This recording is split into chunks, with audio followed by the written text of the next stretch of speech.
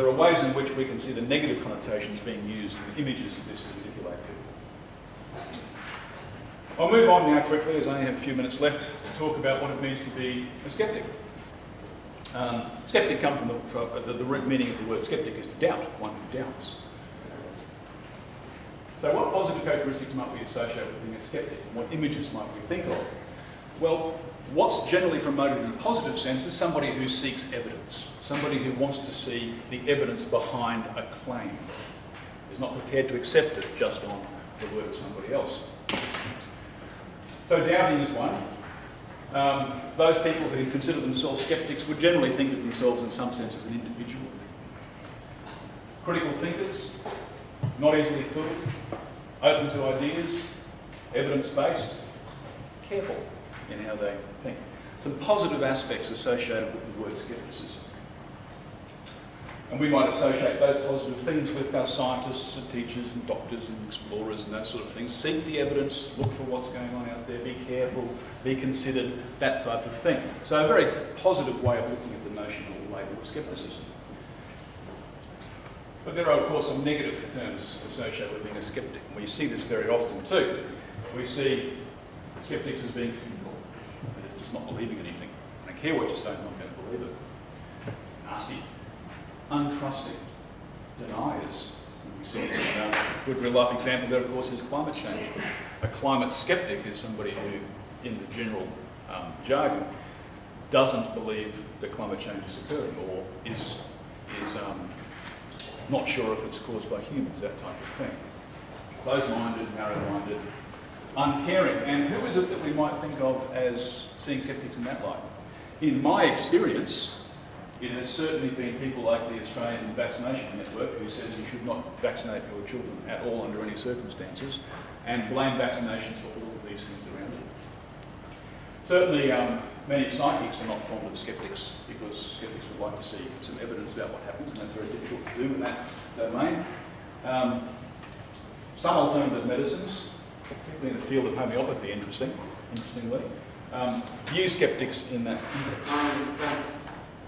So what we see here perhaps is a way of combining those two ideas just as a connecting link. Here we have a family situation. Young bloke, in some sense perhaps typical, earrings, the old guy, or conservative dresser, climate skeptic, green, global warming. We see all those labels there, and we see the polarisation of the debate over this. What are the implications of the misuse of these labels? Why is this significant? Why is it important that we have this?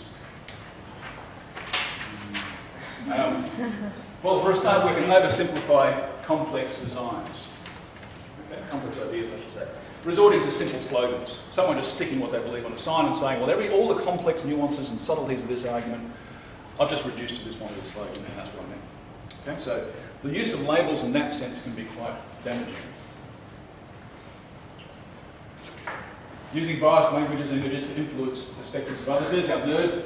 The other guys bring extra ammo, you bring your laptop. Okay? And there's the nerd looking the other way. So, you know, these things are so easily done, and we laugh and smile at them, but they have serious connotations. In areas such as political discussions, where we use labels to spin, to present things other than what they might be. In education, we have words like gifted, disabled. What do they mean? In religion, we have terms like fundamentalist, which is bandied about all the time to try and denigrate someone. National identity, we use labels like patriot, again, illegals for national border control. Public understanding of science, well, you're a nerd if you like science, end of story. Environmental concerns, and we used that label green before. Economic growth, good terms, rations. But of course, we have to ask the question from a different perspective, considering the whole presentation. Well, are labels bad? I mean, yes, we use labels, and yes, we can see that we use them to manipulate, but are all labels bad? And I'm not suggesting they all are. I mean, books, it's not a bad label. Music, it's not a bad label. Clothes, furniture, these aren't bad labels. These aren't things that people use to manipulate things too much. Labels are necessary. We have to have labels. It's how we categorise and organise the world. Labels are critical to how we can communicate, to how we can think about what's out there. No question about it. It's very significant that we have them. The philosopher Immanuel Kant thought that we were all born with ideas of innate categories, and that without those categories we just couldn't make sense of the world. They're not taught to us, we are born with some. So the notion of labels can be something that's quite deeply ingrained with us and in fact necessary.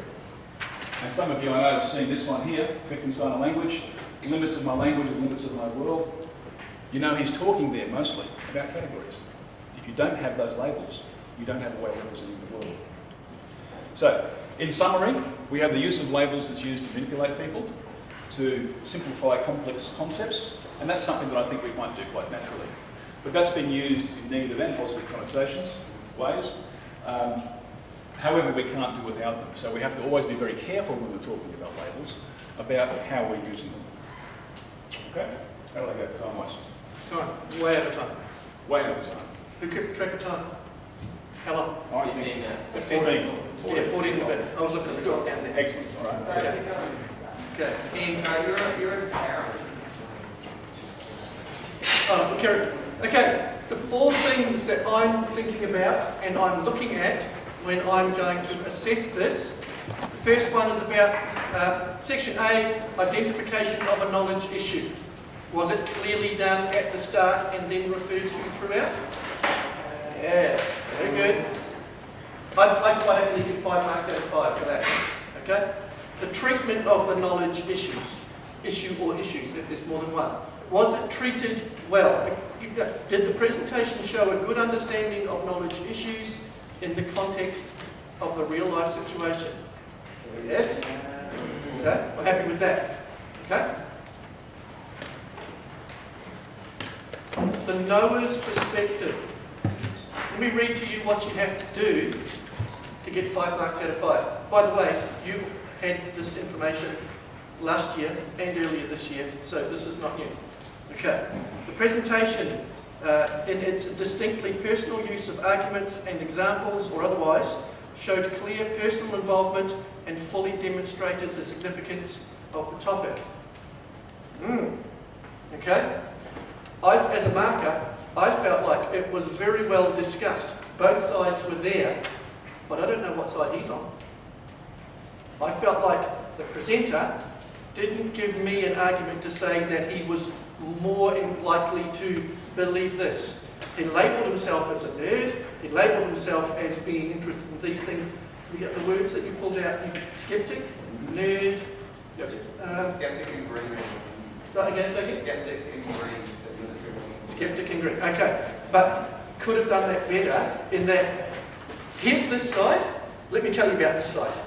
Here's the other side, that's good, we can see both sides, let me tell you about this. But where's he in the middle of that? Is he here or is he here? What do you think?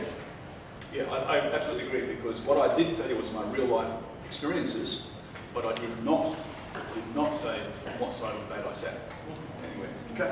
I said how it was relevant to me, and that was a knowledge perspective. That's right. But I did not anywhere say this is my side of the argument. This is where I happen to sit, especially if you are going to give us 1 or 2 examples. Yeah. And then we come to connections. How are things linked together? Does the topic jump from one piece here to one piece over there to one piece over there? Or is there some coherence between it? And it was pretty coherent. However, the fact that the knower's perspective was not there meant that there was a bit left off at the end. And I thought it was coming in the last 2 minutes, but then I realised we were up to 15 minutes. Now, so I have to say that Category C and Category D are going to be down a little. Category C probably down to a 3.